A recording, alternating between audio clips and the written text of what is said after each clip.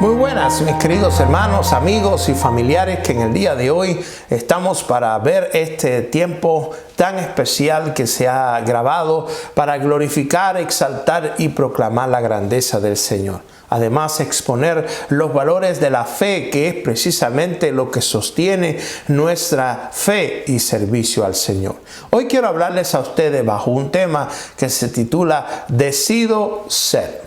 Y vamos a buscar en nuestras Biblias en el libro de Génesis, capítulo 4, versos 6 al 7, y dice así.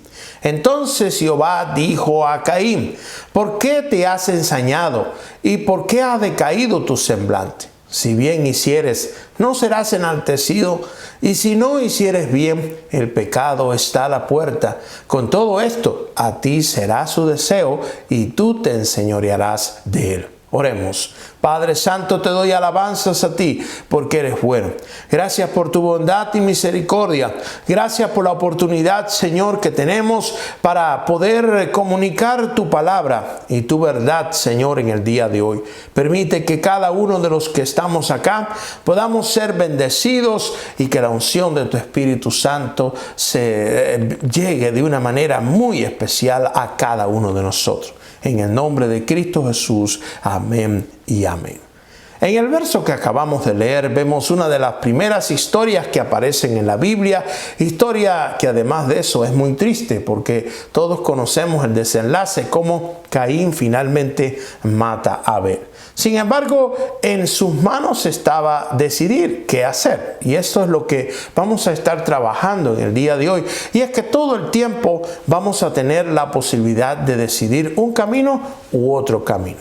Así que vamos a ver por qué Caín finalmente tomó el camino equivocado. Veamos a ver que una de las cosas que yo encuentro es que Caín se acercó al altar con una actitud inapropiada.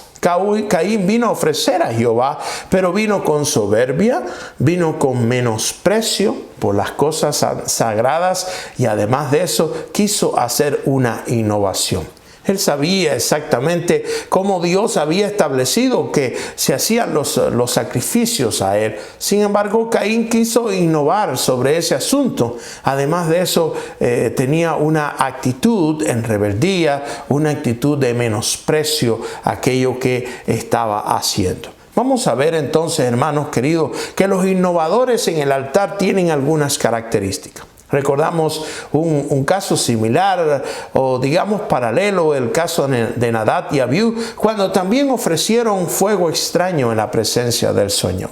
Los innovadores del altar no crea que solamente aparecen en la Biblia, sino que hasta el día de hoy hay personas que quieren innovar en el altar, quieren cambiar los métodos y las cosas que Dios ha establecido, los principios que Dios ha marcado como que son de ellos, como que hay que hacerlos para que le agrademos a Él. Siempre hay personas que quieren innovar, cambiar, arreglar y mover aquellas cosas que Dios ha establecido. Y escuche esto, usted puede cambiar las estrategias de trabajo, los sistemas se pueden cambiar, usted puede cambiar y modificar las liturgias y las formas con las cuales adoramos, predicamos, servimos y ganamos el mundo. Sin embargo, nunca podemos cambiar los principios de la palabra del Señor o cómo es que Dios quiere o qué es lo que Dios pide de nosotros. Porque ciertamente el cielo y la tierra pasarán, dice la palabra, pero sus palabras no pasarán.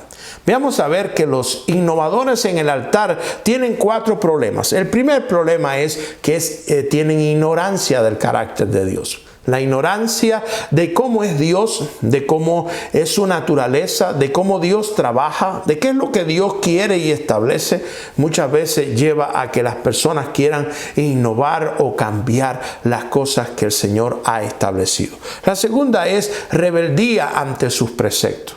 Muchas veces, hermanos, los innovadores en el altar o los que quieren ofrecer un fuego extraño tienen una actitud de rebeldía, de desobediencia a los preceptos de Dios. tienen esa postura. Dios dice por aquí, ellos quieren hacer por acá. Dios dice, esto se establece de esta manera, y entonces preguntan, ¿y por qué tiene que ser de esa manera? ¿Por qué no de otra manera? Y esa actitud de desobediencia y de rebeldía constante a los preceptos de Dios, entonces nos pone en una actitud de querer innovar lo que ofrecemos a Dios y eventualmente ofrecer un fuego extraño. Lo tercero que encuentro es que los innovadores del altar tienen irreverencia ante su majestad. No se dan cuenta que estamos adorando al Dios vivo, al Dios creador del cielo y de la tierra, aquel que es omnipotente, omnipresente, que si bien es todo amor, también es fuego consumidor. Y ciertamente cuando tenemos irreverencia, cuando no reverenciamos y reconocemos la majestad de Dios, que estamos adorando a un Dios súper especial y súper grande, súper extraordinario, entonces eso nos da cierta confianza para querer innovar en el altar, porque total adoramos a un Dios que si se lo presentamos de una manera pues lo acepta, y se lo presentamos de otra también lo acepta. Pero quiero decirte que no es así. Dios tiene sus gustos, Dios tiene sus preceptos establecidos y sus principios establecidos. Todo lo que nos resta a nosotros es simplemente obedecerlos. Veamos a ver que Él es nuestro creador. Si Él es nuestro creador es porque, y lo que Él establece es porque es para nuestro bien. La lógica que debiéramos trabajar en nuestra mente y corazón es que si Dios lo establece es porque es lo mejor para nosotros. Lo cuarto que encuentro en los innovadores del altar es menosprecio por los santos.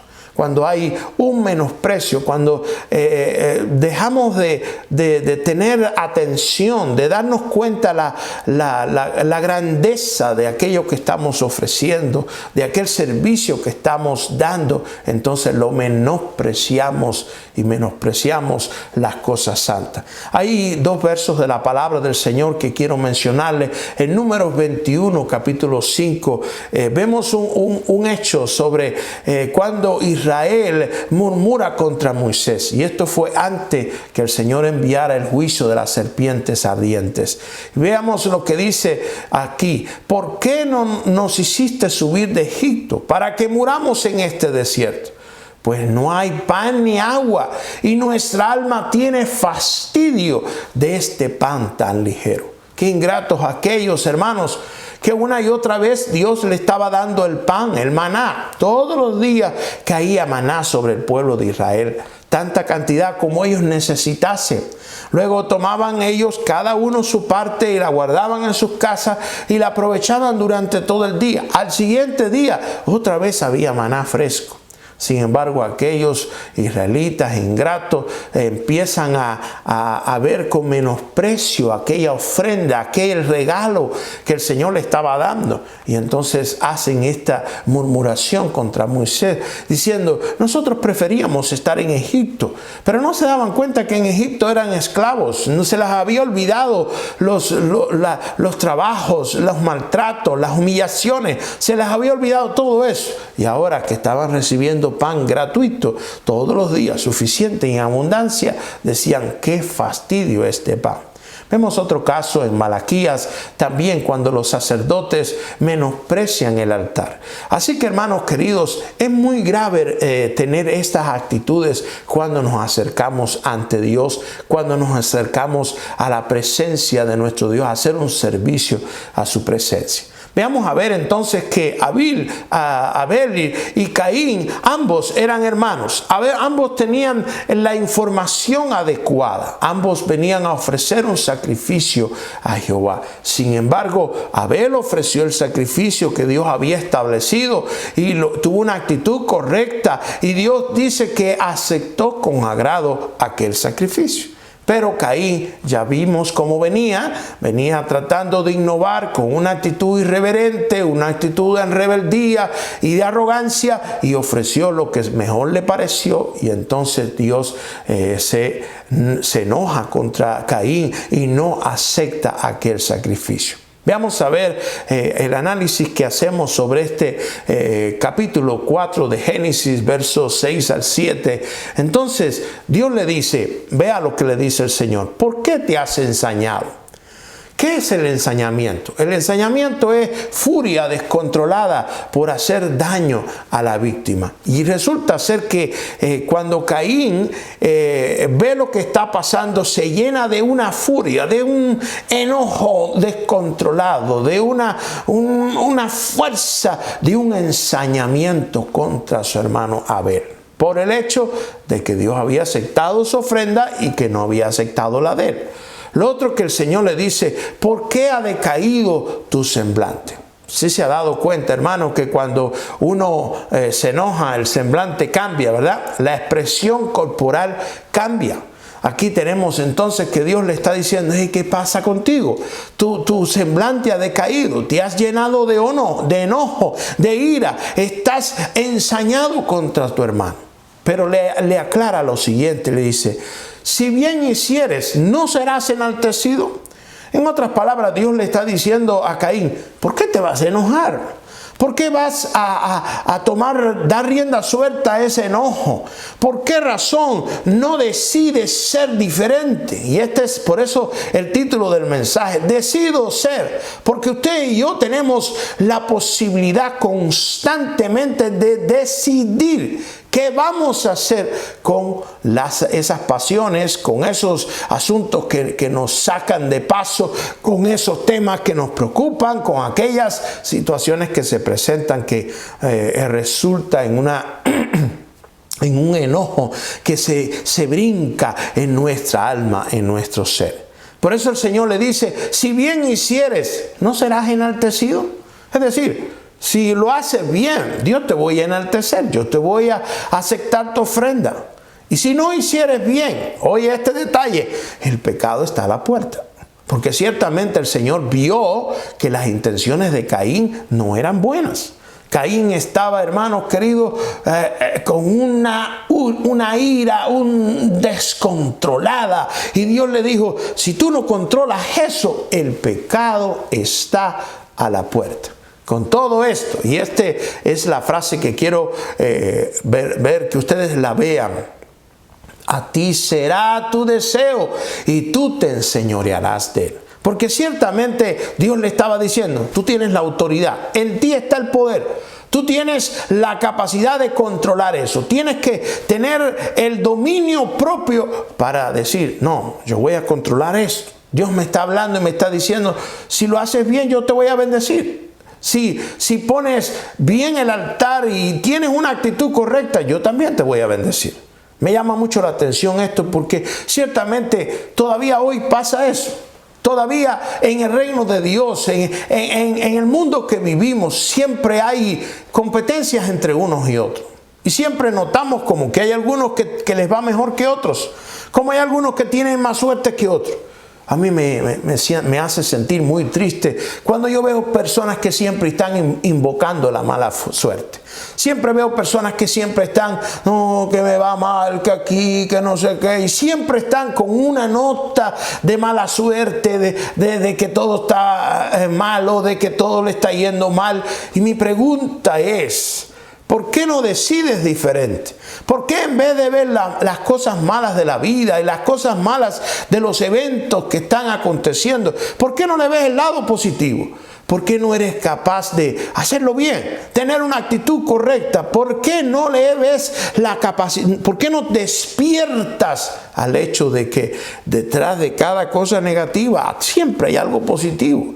Detrás de cada evento fatídico siempre hay una buena respuesta, hay una buena señal. Los hijos y las hijas de Dios tenemos que aprender, hermanos queridos, a ver al Señor obrar en cada una de nuestras situaciones, en cada una de las cosas que nos acontezcan.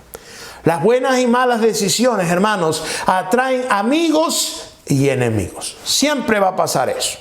Los amigos son aquellos que te hacen sentir seguros, confiados, positivos por el porvenir. Sin embargo, los enemigos nos hacen sentir mal. En ocasiones despierta en nosotros el sentimiento de venganza y resentimiento. Escucha esto, hermano. No les puedes caer bien a todo el mundo. Siempre hay algunos que le vas a caer bien y a otros les vas a caer mal. Porque tomamos decisiones. Uno toma todo el tiempo decisiones. Dios nos dio el poder de decidir. Y escuche esto, hermano. Las decisiones son tomadas en una combinación de tres cosas. ¿Cómo es que tú y yo tomamos las decisiones? Las tres cosas son las siguientes. La primera, hermanos queridos, tomamos decisiones dependiendo de nuestra disposición o actitud. Si nuestra actitud es buena, nuestras decisiones regularmente van a ser buenas. Si nuestra actitud es de frustración, es negativa, nuestra actitud es de derrota, pues de seguro vamos a la derrota. Pero si nuestra actitud es de confianza en el Señor, es una actitud positiva, es una actitud de adelante, es una actitud de que el Señor nos ayuda, de que el Señor es nuestra fortaleza. No estoy hablando, hermanos queridos, de tener una actitud basada en mi yo o basada en mis capacidades, porque ciertamente yo puedo o tú puedes tener una capacidad hasta un límite, pero Dios es más capaz que todo eso. Solamente necesitamos, hermanos queridos, tener la actitud correcta ante la presencia del Señor. Tanta promesa hay que el Señor nos dice que nos acerquemos hacia su presencia. Que tengamos la actitud adecuada y correcta, la disposición de que el Señor trabaje con nosotros. Lo segundo, hermanos, que tenemos que tener bien claro cuando de decisión se trata es en nuestro conocimiento y nuestra capacidad. Dios ve en nosotros potencial. Dios ve en nosotros capacidades. A veces nos subestimamos y pensamos que nuestras capacidades son hasta un tope. Pero Dios ve más que eso. Por lo tanto, cuando venimos ante su presencia y nos llenamos de su conocimiento, nos llenamos de su palabra, entonces nuestra capacidad crece y nuestro potencial crece. Por lo tanto, las decisiones van a ser tomadas mejor. Porque, y viene lo tercero, y es las oportunidades que se van a presentar y las circunstancias van a ser apropiadas para que tomemos las decisiones correctas. Y voy a decirte un ejemplo. Mire, no sé cuántos de ustedes juegan ajedrez. Yo no lo juego, pero lo cierto es que el ajedrez, según me he enterado, es uno de los juegos más interesantes que tienen los juegos de mesa. En el ajedrez tú tienes muchas fichas y con esas fichas tienes la posibilidad de moverlas inteligentemente. Puedes ganar o perder dependiendo del movimiento que hagas. No siempre vas a tener las jugadas correctas porque tienes un oponente que también juega. No siempre vas a tener las condiciones adecuadas para poder dar jaque mate porque tienes alguien más que está jugando del otro lado de la mesa. Pero lo cierto es que el buen jugador busca su oportunidad, mueve sus fichas con conocimiento, con capacidad, hace la estrategia adecuada para entonces ganar y dar jaque mate. Qué bonito, hermanos, saber que en esta vida estamos tú y yo jugando, pero no estamos jugando solos, sino que el Señor está con nosotros. Él es nuestro ayudador. Por lo tanto, aseguremos que nuestras decisiones estén yendo y moviéndose conforme al programa y al propósito de Dios. Hay algunos consejos que encontramos en la palabra de Dios para que elijamos correctamente, ya que ciertamente muchas son las oportunidades donde nos vamos a topar con personas que nos provocan, situaciones que nos sacan el enojo, situaciones o personas o decisiones que otros toman que nos afectan a nosotros, para bien o para mal. Pero la Biblia nos habla que tenemos que tener algunas actitudes correctas para decidir ser un hombre o una mujer que honremos y glorifiquemos al Señor con nuestra vida y nuestras acciones. Lo primero que tenemos es que nuestras decisiones honren sus principios. La Biblia nos dice en Proverbios capítulo 16, 7, cuando los caminos del hombre son agradables a Jehová, aún a sus enemigos hace estar en paz con él. De manera, hermanos queridos, que este versículo, al igual que Romanos 8:31, que nos dice, ¿qué pues diremos a esto? Si Dios es por nosotros, ¿quién contra nosotros? Ambos versículos y muchos más que pudiéramos mencionar nos hablan sobre que Dios honra a los que le honran a Él. Si nuestras decisiones honran su palabra y honran sus principios, Dios promete ser nuestra defensa. Dios promete que nos va a llevar al triunfo. Y escuche esto, hermanos queridos. Cuando de decisiones se trata, uno tiene que asegurarse de cuál es el principio de Dios. Si nuestra decisión o lo que tenemos pensado hacer va contrario al programa de Dios, a lo que ya Dios establece en su palabra, entonces ponga la luz roja del semáforo y decida, no más, no avanzo más. Tengo que pensar en otra alternativa, pensar en otra solución, en otra decisión, porque esta no honra los principios de Dios. Y si no honra a Dios, Dios no puede honrar esa decisión. Dios no puede fortalecerte, Dios no puede bendecirte, Dios no puede acompañarte en el transcurso o en la rutina o en lo próximo que viene con esa decisión. De manera, hermanos queridos, que es sumamente importante que nos aseguremos que las decisiones que tomemos estén acertadas y jueguen con los principios previamente ya establecidos en la palabra de Dios. Vamos a lo próximo en el día de hoy.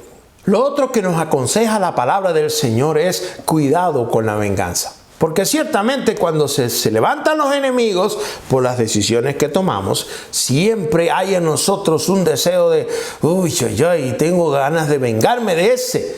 Por eso la palabra de Dios nos dice en Romanos capítulo 12, 19, no os venguéis vosotros mismos, oye esto, amados míos, sino dejad lugar a la ira de Dios, porque escrito está, mía es la venganza, yo pagaré, dice el Señor. De manera que en este verso encontramos tres grandes verdades. La primera, no te vengues por ti mismo, porque siempre que nosotros nos vengamos vamos a quedar mal.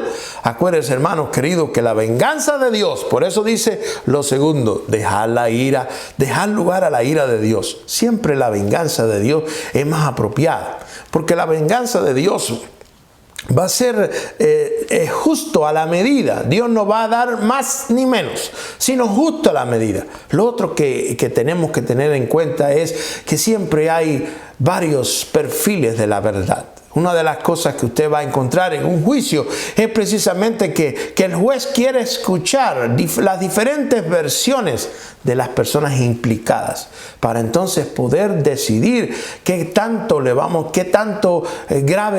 grave va a ser la pena que vamos a dar a esta persona, si lo vamos a absorber o no, porque ciertamente hemos escuchado todos los matices de la verdad y todos los argumentos de las personas involucradas. Dios, que conoce los corazones, hace la venganza apropiada. Por eso dice la Escritura, mía es la venganza, yo pagaré, dice el Señor. Lo tercero que tenemos que tener cuidado, hermanos, que es un consejo de la palabra, es el cuidado con la ira. La Biblia nos dice en Santiago capítulo 1, verso 19 al 20, por esto, mis amados hermanos, oye esto, todo hombre sea pronto para oír, tardo para hablar, tardo para airarse, porque la ira del hombre no obra la justicia de Dios. De esta manera el Señor nos aconseja, ten cuidado con la ira, porque lo que tenía Caín era una ira terrible, una ira que no cabía en él. Y el Señor le dijo, ¿por qué te ensañas? Toma cuidado, ten cuidado. Ciertamente, hermanos, bajo un estado de ira hablamos y decimos cosas y hacemos cosas que después nos lamentamos. Pero fíjense que las palabras que decimos no podemos recogerlas. Las acciones que hacemos no podemos enmendarlas. Podemos decir perdón, lo siento, I'm sorry, disculpa. Todas esas palabras las podemos decir y son buenas decirlas. Pero lo cierto es que queda la herida ahí.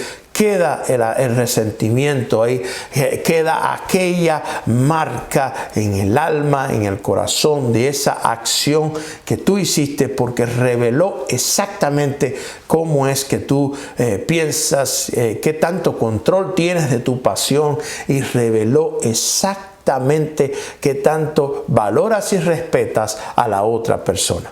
El otro consejo es cuidado con la amargura. La Biblia nos dice en Hebreos capítulo 12, verso 15, mirad bien, no sea que alguno deje de alcanzar la gracia de Dios, que brotando alguna raíz de amargura os estorbe y por ella muchos sean contaminados. Ciertamente, hermanos queridos, cuando la ira sale y entonces viene el enojo y empieza el resentimiento, y ese resentimiento no lo arreglamos con el perdón, no lo solucionamos, pasa, hermanos queridos, que surge una raíz de amargura, y la amargura, hermanos, nos amarga la vida, dice, estorba para el progreso. No podemos ser bendecidos si estamos amargados. No podemos aceptar el presente o el futuro y disfrutarlo si todavía tenemos cosas del pasado que nos amargan la existencia. Es como un palo que está ahí en medio de la vertiente, en medio del fluir del río. Y mientras el río está fluyendo, la amargura está ahí metida en el medio para que no fluya lo nuevo que el Señor está haciendo en nosotros. Queridos hermanos, yo les animo a ustedes a que nunca deje que la amargura le gane. Siempre procure amar, siempre procure perdonar y dar el perdón. Acuérdense que el perdón es una decisión que uno toma ante una ofensa, ante algo que ha herido el corazón. Uno prefiere perdonar para dejar esa ofensa en el pasado, dejársela a Dios y perfilarse a las nuevas cosas que Dios tiene para cada uno de nosotros. El otro consejo que nos da la Escritura es cuidado con maldecir. Romanos capítulo 12, 14 dice, bendecid a los que os persiguen. Bendecid y no maldigáis. Vea, hermanos queridos, que uno no puede maldecir. El cristiano no está llamado para maldecir. Aun cuando haya persecución, aun cuando estemos frente a los que nos maldicen, frente a los que nos humillan, el cristiano está llamado a bendecir, porque cada vez que bendecimos aún a nuestros enemigos, estamos ganando espacio con Dios, estamos dejándole el evento al Señor, el asunto, la contienda se la estamos dejando al Señor, estamos poniendo sobre esta persona la mano de Dios y el juicio de Dios. Mis santos hermanos, bendecid y no maldigáis. Propóngase que nunca salga de su boca una palabra de maldición, una palabra ofensiva hacia alguna persona, aunque sea la más hijo del diablo que usted conozca. Ese asunto déjeselo al Señor. Que bendito sea el nombre del Señor. El próximo consejo es que hagamos el bien. Y dice la Biblia en Romanos capítulo 12, versículo 20. Si tu enemigo tuviere hambre, dale de comer. Si tienes sed, dale de beber, porque haciendo esto, ascuas de fuego amontonarás sobre su cabeza. ¿Se da cuenta lo que dice este versículo? Nos está diciendo, si tu enemigo tiene hambre, dale de comer. Si tienes sed, dale de beber. Pues cuando estás haciendo eso, ascuas de fuego están amontonando sobre su cabeza. El enemigo se pone a pensar y dice, hey, ¿cómo es este? Este me está dando comida si yo tengo hambre y me está dando agua si yo tengo sed. ¿Será idiota este? Mira cómo me trata si es que yo hablo mal cada vez que puedo. Mira cómo me sonríe y me trata bien. Y fíjate que yo me paso la vida viendo cómo lo daño, cómo le echo perder lo que está haciendo. Pero Dios está viendo eso. Acuérdate que sobre uno más alto está el más alto. Dios es todo soberano y Dios bendice, Dios premia, Dios defiende a aquellos que dejan la causa, se la dejan al Señor. El próximo consejo es que apliquemos la ley del amor. Y nótese lo que dice Mateo 5, verso 43 al 44. ¿Oíste que fue dicho? Amarás a tu prójimo y aborrecerás a tu enemigo. Pero yo os digo, oye, la ley del Señor, ¿cuál es? Amad a vuestros enemigos. Bendecid a los que os maldicen. Haced bien a los que os aborrecen. Y orad por los que os ultrajan y os persiguen. 4 acciones quiere el Señor que hagamos frente a los adversarios. El primero, que los amemos. ¿Cómo lo vamos a amar? Oh Señor, te pido por mis enemigos, que tú los ayudes, que tú los tengas compasión de ellos. Padre, recógelos en tu presencia. Por favor, si no te los mando yo, llévatelos tú. ¿Esa es la oración que tenemos que hacer? No. Como hijos de Dios no vamos a hacer esa oración, porque nos vamos a parecer a los discípulos que le dijeron al Señor: Señor, ¿quiere que descienda fuego del cielo y los consuma? Los hijos del trueno. Esos discípulos querían ciertamente que el Señor descendiera y acabara con los enemigos de un solo. Y el Señor le dijo: ustedes no saben de qué espíritu son. Aguántese un poquito. Dejemos el asunto en las manos del Señor. ¿Se acuerda aquel que iba maldiciendo a David mientras David huía de Absalón? Y resulta ser que mientras él huía, había los hijos de Sarbia le dijeron: ¿qué hace este perro muerto maldiciendo al rey? Pasemos y matémoslo y démosle muerte, y listo el caso. Como dice un refrán: muerto el perro, se muere la rabia.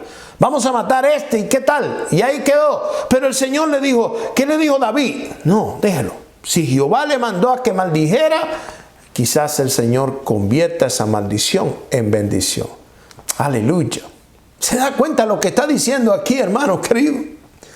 Esto da risa, hermanos, porque ciertamente David sabía que el Señor era capaz de cambiar aquella maldición, no importa qué tan cruel fuera, la podía cambiar en bendición. Mis santos y lindos hermanos, el Señor Jesús en la cruz del Calvario, frente a todas aquellas personas que le estaban diciendo: crucifícalo, delante de todos aquellos ingratos que probablemente les había sanado hacía unos ratos atrás, unas semanas atrás, había bendecido sus hogares, había sanado a sus hijos. A saber cuántas cosas Dios había hecho con toda aquella gente. Probablemente habían allí de los 5,000 que comieron de los panes y los peces. Probablemente estaban ahí, porque el ser humano es así. El ser humano se olvida rápidamente de los favores que recibe. Dios nos ayuda, hermanos, a no tener amnesia cuando de agradecimiento se trata, sino que siempre recordemos aquellas personas, aquellos eventos, aquellas situaciones en que nos vimos enmarañados, que nos vimos metidos en grandes conflictos, y nunca nos olvidemos de los ángeles que Dios mandó para ayudarnos, para sacarnos adelante y levantar nuestra cabeza de sobre el polvo. Queridos hermanos, veamos a ver, dice: amad a vuestros enemigos, lo primero. Lo segundo, bendecid, otra vez, bendice a los que te maldicen. Lo tercero, haced bien a los que os aborrecen. Y además de eso, para acabarla de rematar, orar por ellos. Yo creo, hermanos queridos, que lo que el Señor nos está diciendo es que la ley del amor es simple y llanamente que hagamos lo mismo que hizo el Señor. Que cuando estaba en la cruz, la primera palabra que dijo, ¿cuál fue? Padre, perdónalos porque no saben lo que hacen. ¿Realmente será la palabra que ellos merecían, aquellas personas? Seguramente no. O cuando el ladrón de la cruz le dijo: acuérdate de mí cuando vengas en tu reino. Probablemente si hubiera sido tú y yo, le hubiera dicho: no, mi hijo, ya tú estás ahí perdido, mejor resígnate a que pronto vas a estar en el infierno ardiendo con el enemigo. No vemos al Señor haciendo esa frase. Todas las palabras del Señor fueron palabras de amor, de reconciliación, aun cuando su público le había pedido la muerte. Aun cuando su público estaba diciendo: a otro salvó, a sí mismo no se puede salvar. Veamos a ver lo próximo, hermanos. El Señor nos manda que seamos imparciales. En Mateo capítulo 5, verso 45, dice: para que seáis hijos de vuestro Padre que está en los cielos, que hace salir su sol sobre malos y buenos, y que hace llover sobre justos e injustos. ¿Qué es ser imparciales? Regularmente los seres humanos tenemos la tendencia de tratar bien a los que nos tratan bien, de bendecir a los que nos bendicen. Tenemos la tendencia de ser parciales. Dependiendo de esta acción o aquella acción, actuamos así o actuamos así.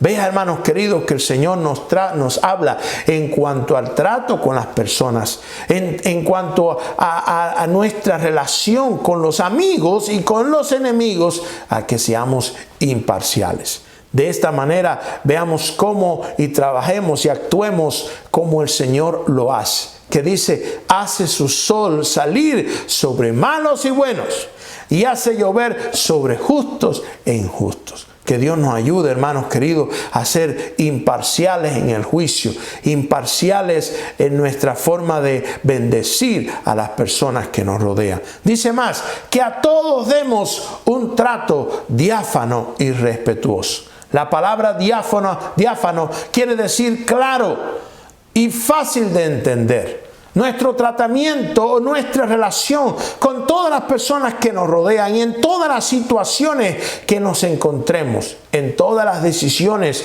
que tengamos que tomar, debemos ser claros y debemos ser respetuosos. La Biblia nos dice en Mateo capítulo 5, verso 46 al 48, porque si amáis a los que os aman, ¿qué recompensa tendréis? ¿No hacen también los mismos publicanos? El Señor les está diciendo, si ustedes aman a la gente que les ama, ¿no hacen lo mismo los publicanos?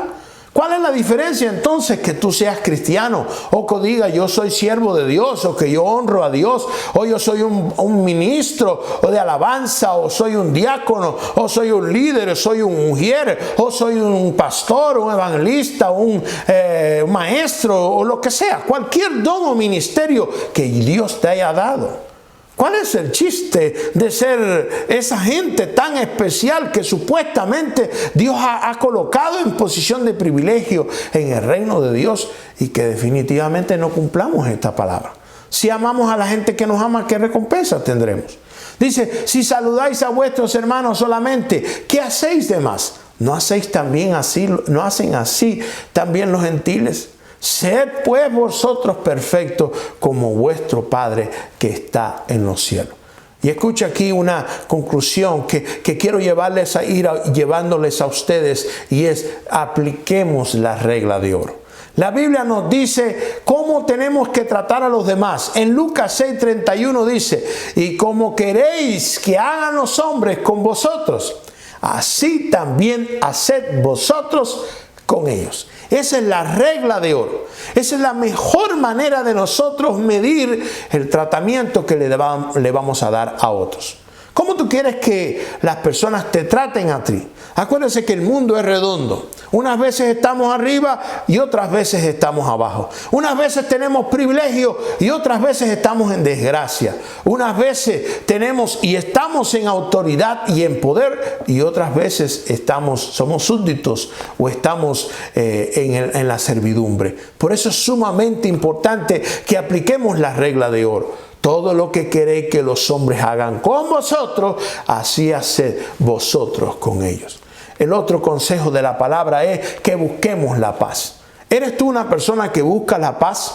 Cuando tienes que tomar decisiones, ¿eres aquellos que deciden tomar una decisión de la paz? De sembrar la paz, de cultivar la paz, de buscar la paz, de procurar la paz, de buscar todo el tiempo la reconciliación, de buscar que las personas se entiendan, que las circunstancias jueguen, que todo en nuestro mundo alrededor entienda que el amor de Dios y la paz de Dios es la que hace que todas las cosas se sostengan.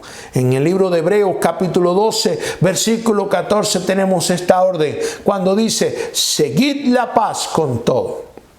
Y note lo segundo: y la santidad, sin la cual nadie verá al Señor. De esta manera el Señor nos dice en primera de Pedro capítulo 3 versículo 10 al 11. Vea los detalles que encontramos aquí. El que quiere amar la vida, número 1.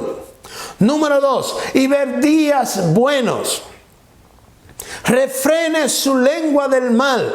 Sus labios no hablen engaño. Apártase del mal y haga el bien. Busca la paz y síguela. Dos cosas si queremos tener: amar la vida. Si amamos la vida, porque qué chiste tiene que vivamos esta vida todo el tiempo con una queja, que vivamos esta vida siempre con una nota negativa. Ay, esto está mal, ay, qué terrible, ay, qué mal. Qué chiste tiene que tengamos esta actitud constantemente. Si queremos amar esta vida que Dios nos ha dado y disfrutarla además cada minuto, el bueno y el malo, cada tiempo podemos disfrutarlo además. Entonces, y queremos que esos días que tenemos sean buenos. ¿Verdad que sí, hermanos? Entonces tenemos que refrenar la lengua del mal, número 1. Número 2, que nuestros labios no hablen engaño. ¿Ve? Número 3, apartarnos del mal y hacer el bien. Y número 4, buscar la paz y seguirla. La lengua hay que refrenarla, hermanos queridos. La lengua tiene que procurar que cada vez que se use para bien, para el bien, para bendecir, para decir y andar y platicar la verdad. Lo segundo, no al engaño. Lo tercero, apartarse del mal. Si aquí está el mal, voy a apartarme. ¿No se ha dado cuenta que hay personas que les gusta todo lo torcido? Si le presentas un negocio claro, no les importa. Les presentas un negocio torcido, ahí enseguida quieren entrar. Qué mala maña de a veces muchas personas que no les gusta andar por el camino recto, siempre les gusta andar por trocha, les gusta andar por lo torcido, por lo raro, por lo extraño. Vea, hermanos queridos, que los hijos de la luz, los hijos que andamos en luz, nos movemos en luz. Los hijos de Dios que andamos bajo la presencia del Espíritu Santo, nos alejamos de las tinieblas. Es más, reprendemos toda obra del enemigo que suene a oscuridad, que suene a tiniebla. Concluyo con ustedes en el Salmo 37, versículo 8 al 11, que dice: deja la ira, desecha el enojo. No te excites en manera alguna a hacer lo malo. Esta palabra excitar quiere decir no te provoque entusiasmo a hacer el mal. ¿No se ha dado cuenta que hay personas que tienen esto? Que les gusta hacer el mal, que cuando se trata de hacer el mal, ahí les brinca la adrenalina y rápido están, pero bien entusiasmados. La Biblia nos dice, no te excites a hacer el mal.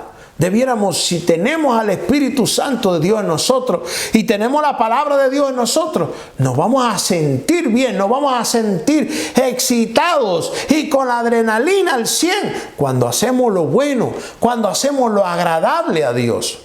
Dice, porque los malignos serán destruidos, pero los que esperan en Jehová, y oye la promesa, los que esperan en Jehová, ellos heredarán la tierra. Pues de aquí a poco no existirá el malo, observará su lugar y no estará allí. Pero los mansos heredarán la tierra y se recrearán en abundancia de paz.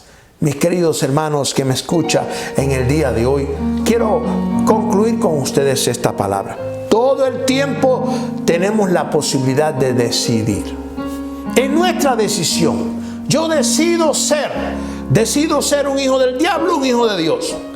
Decido ser andar en la luz o andar en las tinieblas. Decido ser agradar al Señor, a Dios, o decido agradar al pecado y a las tinieblas. Decido andar por el camino estrecho que nos lleva a la vida eterna. Decido servir a Jesucristo, o decido andar por el camino ancho que me lleva al infierno de condenación. ¿Qué es lo que decido ser?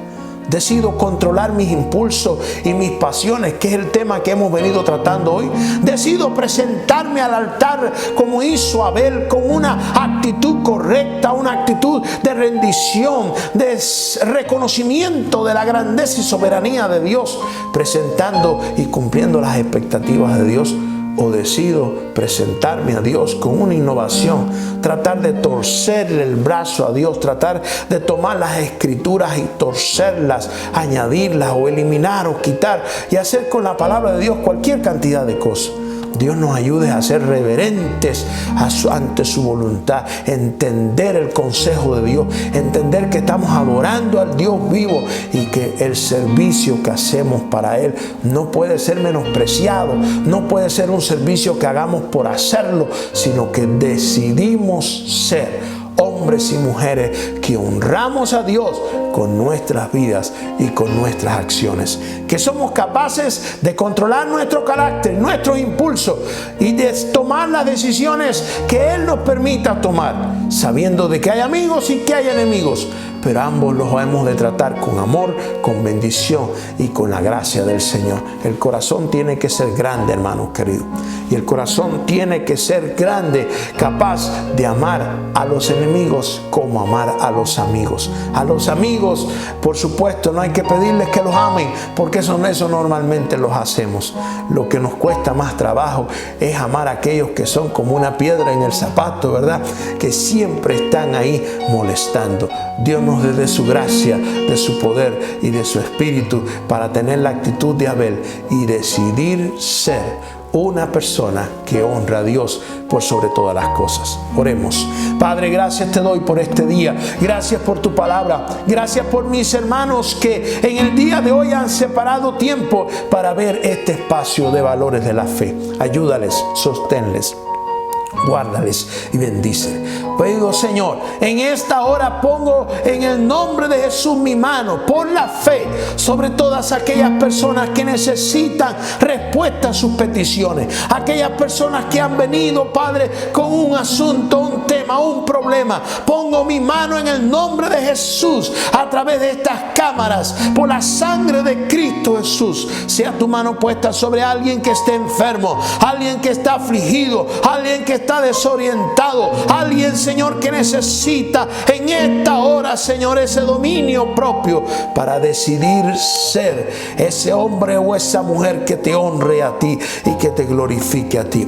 Quiero rogar, Señor amado, que bendigas a tu iglesia. Si alguien no ha tenido todavía la oportunidad de conocerte, si alguien en el día de hoy todavía no le ha dicho sí a Cristo, levante tu mano y di: Señor, te recibo como mi Señor y mi Salvador. Entra a mi corazón, lávame con tu sangre, limpia mis pecados. Quiero ser tu hijo desde esta hora.